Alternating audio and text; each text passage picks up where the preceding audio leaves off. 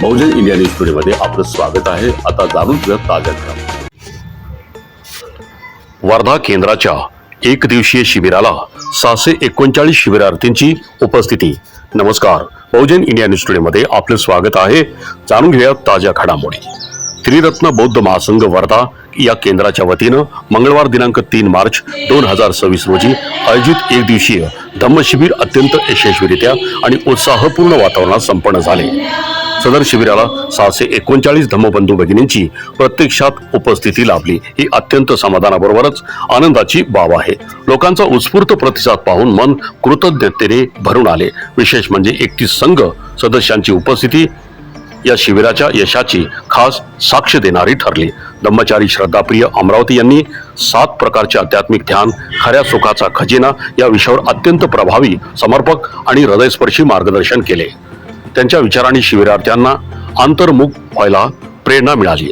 अनेक शिबिरार्थींनी आपले मनोगत व्यक्त करताना जीवनात या विषयाची अंमलबजावणी करण्याचा यावेळी संकल्प केला।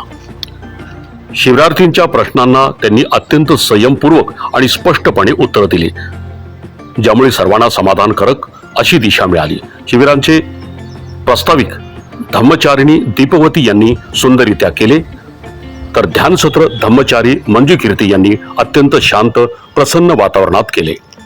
सप्तांग पूजा धम्मचारी सुपदम यांनी श्रद्धाभावनेने संपन्न केली। तसेच धम्मचारी वर धम्मचारी धम्ममित्र यांनी सप्तांग पूजेची सविस्तर माहिती दिली व धम्मचारी आशिष शंभरकर यांनी पूजा स्थानाची उत्तम सजावट केली होती। यावेळी धम्ममित्र महिला टीमने गायलेले सुंदर मैत्रीगीत आणि शाक्यमुनी मंत्राची चॅटिंग अतिशय सुरेख आणि शिबिरार्थ्यांना आवडणारे राहिले। आभार प्रदर्शन धम्मचारी अक्षम्य राज यांनी केले, तर सूत्रसंचालन धम्मचारी अनुमा मित्र यांनी केले होते। विशेष उल्लेखनीय बाब म्हणजे आपल्या धम्ममित्र टीमचा, ज्यांनी नियोजनापासून ते प्रत्यक्ष अंमलबजावणीपर्यंत अथक परिश्रम घेतले, यांच्या उत्कृष्ट समन्वयामुळे शिस्तबद्ध नियोजनामुळे हे शिबिर धम्ममय वातावरणात यशस्वी झाले।